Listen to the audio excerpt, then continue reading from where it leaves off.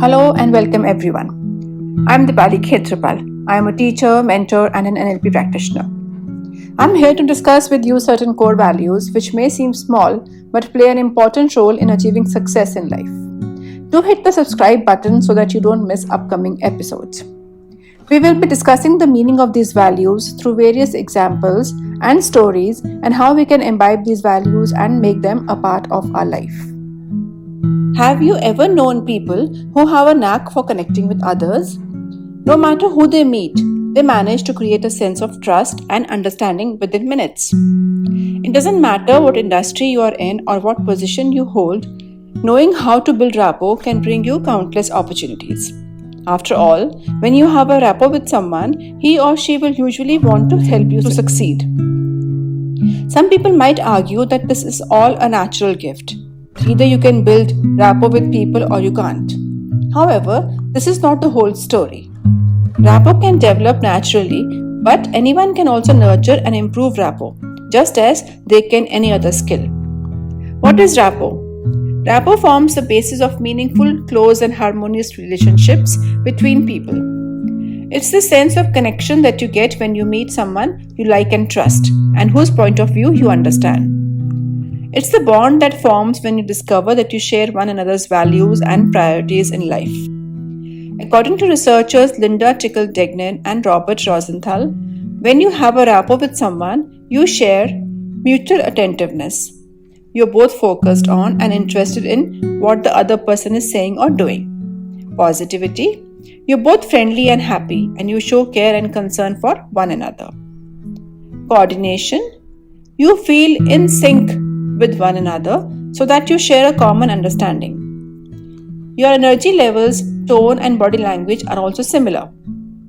This connection can appear instantly when you click with someone or develop slowly over time. It can grow naturally without intent, or you can deliberately set out to build it. Rapport isn't just a tool for building relationships, though it's often the foundation of success. When you have a rapport with someone, you are better placed to influence, learn, and teach, particularly as the trust that you've built up means other people are more likely to accept your ideas, to share information, and to create opportunities together.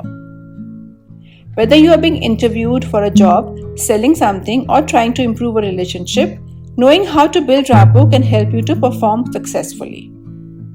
Rapport is similar to trust. You can build trust and rapport simultaneously.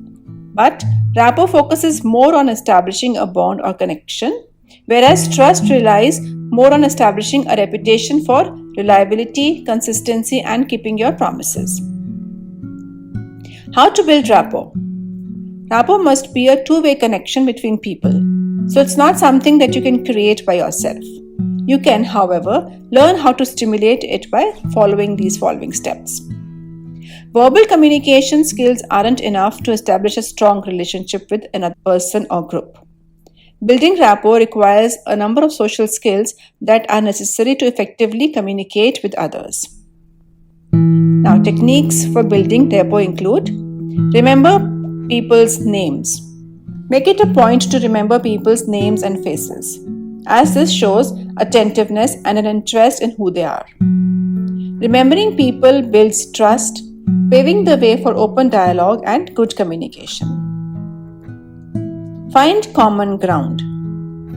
Relating to another person by identifying a shared experience, trait, or opinion is a good way to find common ground. This type of empathy is an important tool for connecting with another individual, as it demonstrates an understanding of their feelings and past experiences.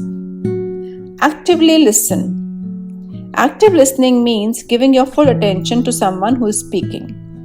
It's an important communication skill as it encourages openness and honesty. Active listening helps foster a conversational atmosphere and leads to effective communication. If someone feels like you are hearing them, they will likely listen to you in return, which can establish a good relationship and build great rapport. Ask questions. When you ask follow-up questions during a conversation, you demonstrate interest in the speaker's point of view. This reveals that you are listening closely and want to know more. Asking questions can eliminate uncomfortable small talk and help you get into more meaningful conversations. Mind your body language.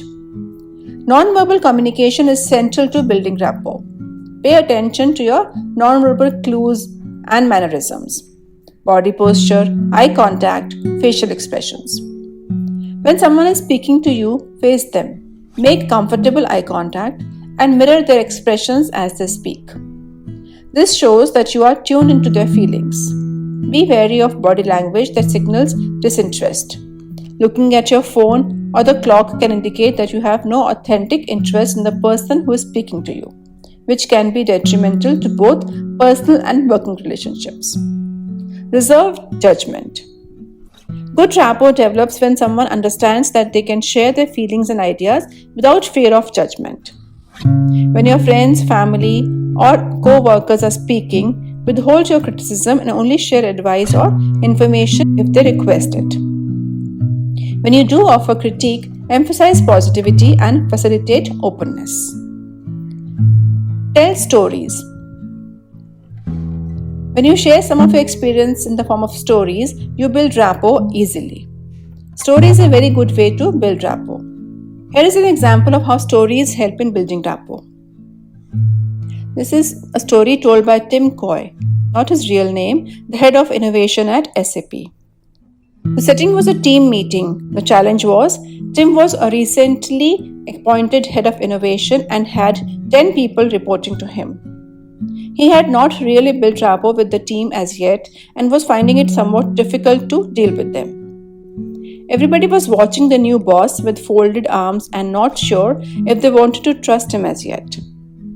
Working against Tim was also the fact that the team was more experienced than him and had a better know-how of the market. Tim shared this story to build rapport in an informal team meeting. 5 years ago, I was posted to Japan and the business there was really bad.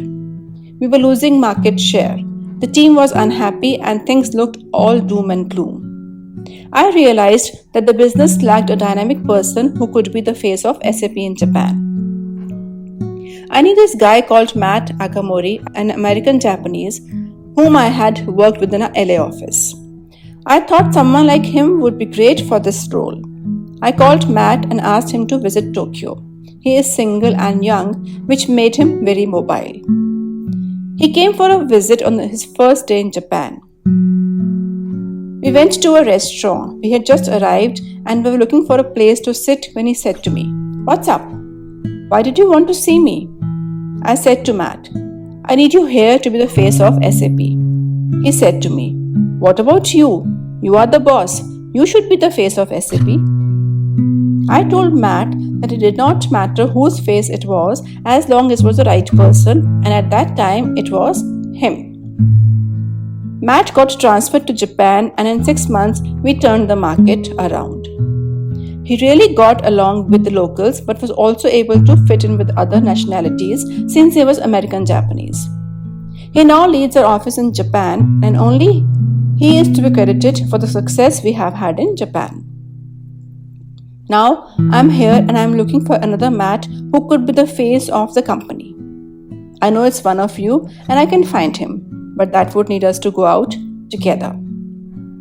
After Tim finished his story, everyone laughed and that was just the start of his great relationship with his team. Developing rapport is an essential part of every relationship. Without rapport, you would basically not have a relationship at all. Being able to build rapport consciously is therefore extremely useful, both personally and professionally.